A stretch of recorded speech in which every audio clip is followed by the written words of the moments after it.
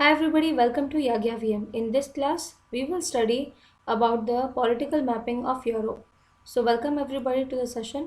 इस वीडियो में हम देखेंगे यूरोप का पॉलिटिकल मैपिंग, यानी कि यूरोप वो जगह है which is the battle ground for the world war. Apart from that बहुत सारे कॉन्फ्रेंसेस यहाँ पे हुए। सबसे पहला इंडिकेशंस ऑफ पोल्यूशन भी यहाँ पे हुआ।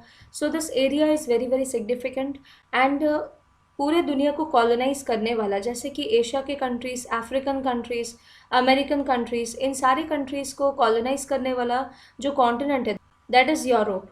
सो यूरोप के बारे में हम लोग आज पढ़ेंगे and here we will see the political mapping of Europe. So welcome everybody. यहाँ पे आप पूरी मैप देख सकते हैं और हम लोग ग्रेजुअली पूरे एरियाज़ को कवर करेंगे। ठीक है, आपके लिए प्रेफरेबल रहेगा if you can take the Oxford atlas book और वहाँ से आप इन मैप्स को मेरे साथ साथ बनाते चले या राउंड करते चले, तो इस तरह से आपका भी कवरेज होता जाएगा। अदरवाइज़ आप यहाँ पे इस मैप में भी दे सकते हैं। सो यूरोपियन जो एरिया है, it is united by an organisation called as European Union. Apart from that यहाँ पे ऊपर आपको मिलेगा आर्टिक ओशन। तो सबसे पहले हम लोग यहाँ पे एक माउंटेन रेंज देखते हैं। उस माउंटेन रेंज का नाम है स्कैंडिनेविया। ओके, उस माउंटेन रेंज का नाम है स्कैंडिनेविया।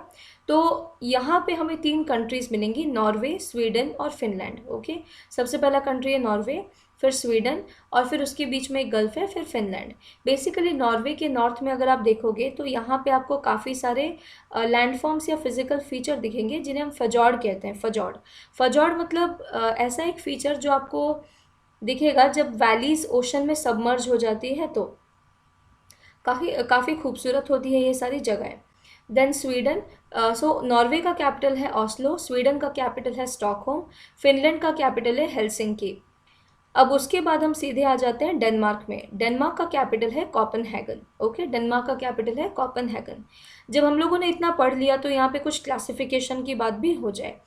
बेसिकली नॉर्वे, स्वीडन और डेनमार्क, इन तीनों कंट्रीज़ को मिल करके स्कैंडिनेवियन कंट्री कहा जाता है। नॉर्वे, स्वीडन और डेनमार्क तीनों मिल करके they are called as the Scandinavian countries, क्योंकि यहाँ पे स्कैंडिनेवियन माउंटेन रेंज आपको इस जगह में मिलता है।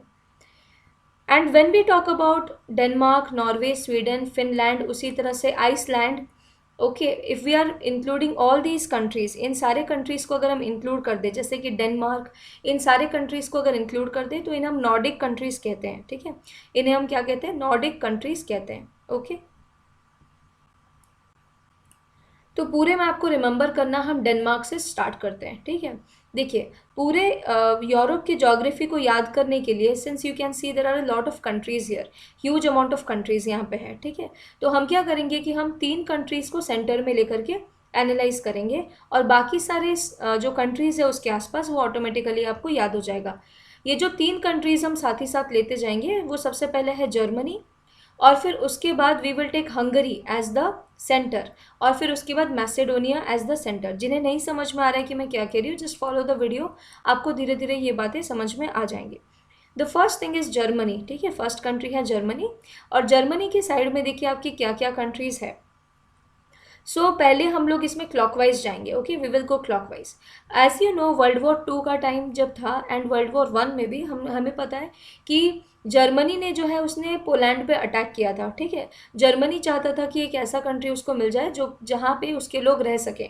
ठीक है, सो जर्मनी ने डायरेक्टली पोलैंड पे अटैक किया था, तो जाहिर सी बात है कि पोलैंड उसके आसपास ही होगा। सो जर्मनी के पास में देखो एक कंट्री है पोलैंड। पोलैंड का कैपिटल है वॉर्सो। पोलैंड के नीचे देखिए एक और कंट्री जो जर्मनी के साथ बाउंड्री उसकी अटैच्ड है, दैट इज जेक रिपब्लिक। ओके, दैट इज जेक Republic and the capital is Prague. ठीक है, उसके बाद की कंट्री है ऑस्ट्रिया, जिसकी कैपिटल है वियना। एज यू नो, बहुत सारे international organisation like UNIDO, united nation industrial development organisation, फिर चाहे आपका पेट्रोलियम एक्सपोर्टिंग कंट्रीज़ के बारे में बात करें, that is OPEC।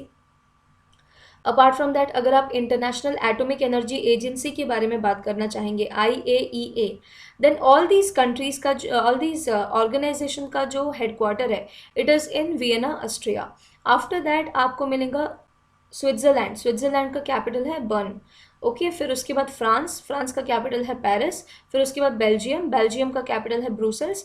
And apart from that, European Union जो ऑर्गेनाइजेशन है उसकी भी हेडक्वार्टर आपको ब्रुसेल्स में मिलेगी। Then we have Netherlands and the capital of Netherlands is Amsterdam. Okay, so ये वो सारी कंट्रीज है जो कि जर्मनी के साथ अपना बॉर्डर शेयर करती है। इनके अलावा और भी कुछ कंट्रीज है जो यहाँ पे है। Yes, so Luxembourg is one another country जो कि यहाँ पे बेल्जियम और फ्रांस के बीच में है, और ये जर्मनी के साथ बॉर्डर शेयर करती है। So here you can find Luxembourg. अगर आपके पास मैप है तो इन चीज़ों को आप राउंड करते जाइए ताकि आपको याद रहेगा। जब हम जर्मनी की बात करते हैं सो वी विल फाइंड कि जर्मनी में एक ऐसा एरिया है जहाँ पे कोल बहुत अच्छी क्वालिटी का मिलता है। ठीक है, उस एरिया को रूर वैली कहा जाता था क्योंकि वहाँ से एक राइन रिवर फ्लो होती थी। तो राइन रिवर जो है उसके साइड वाले एरिया में अच्छी क्वालिटी ऑफ मिनरल्स मिलते थे, जिसको कि राइन लैंड कहते हैं, नहीं तो रूर कहते हैं। और आज के डेट में इसे आप एसएन बोलेंगे। ठीक है, ये जो एरिया है it is the Ruhr valley, Essen. Essen is the Ruhr valley. Essen के चारों तरफ आप गोल कर सकते हैं। ठीक है, के चारों तरफ आप मार्क कर सकते हैं एसएन के चारों तरफ। देन सी, यहाँ पे जर्मनी का कैपिटल सिटी इज बर्लिन।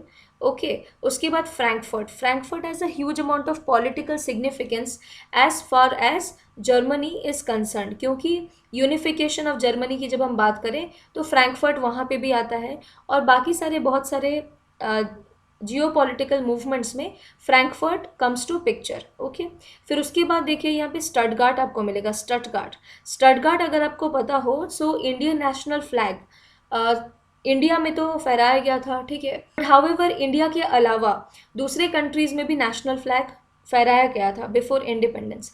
तो जैसे सबसे पहले इंडियन नेशनल फ्लैग कहाँ पे फहराया गया था, वो था स्टटगार्ट इन जर्मनी।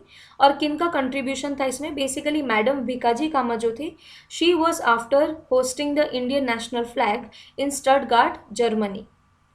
और फिर उसके बाद जर्मनी में और अगर आपको कुछ जगह देखनी है सो म्यूनिक एक बहुत इंपॉर्टेंट सिटी है जो कि म्यूज़िकल इंस्ट्रूमेंट्स के लिए काफ़ी फेमस है। ठीक है, म्यूनिक में हमें दुनिया की बहुत ही अच्छी क्वालिटी ऑफ म्यूज़िकल इंस्ट्रूमेंट्स हमें मिलती है म्यूनिक में।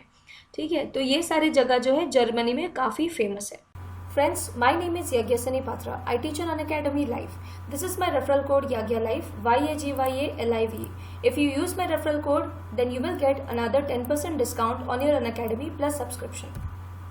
This is the Telegram link t.me/Unacademy OPSC. If you join this particular channel, you will get free study materials. Apart from that, you will get video updates about my next videos.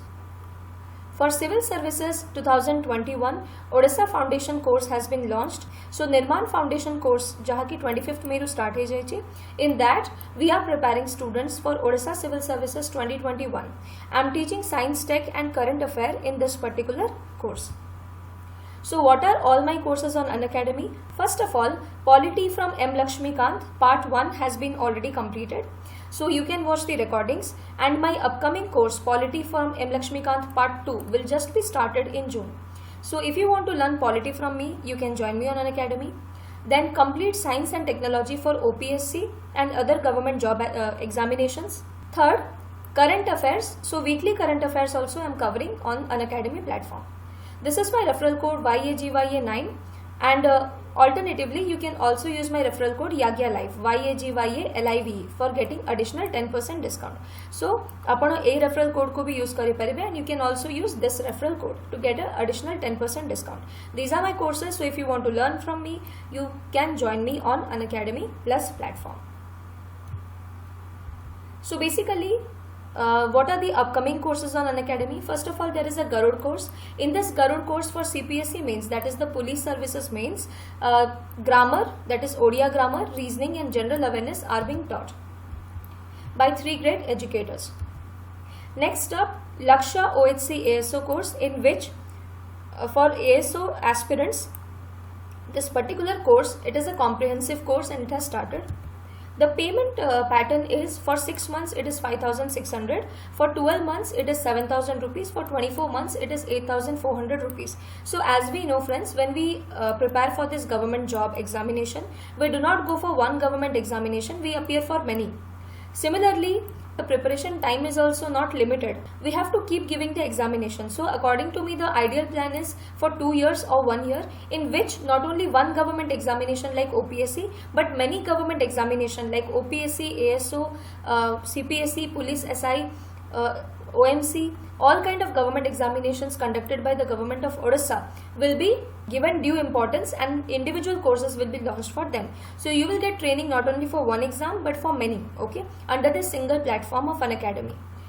In this fee structure, you will get additional 10% if you use my referral code YAGYA9, YAGYA9, or if you use my referral code YAGYA Live, YAGYA okay, to get additional 10% discount. Apart from that, there is no cost EMI option available for 6 months, 12 months and 24 months on your subscription.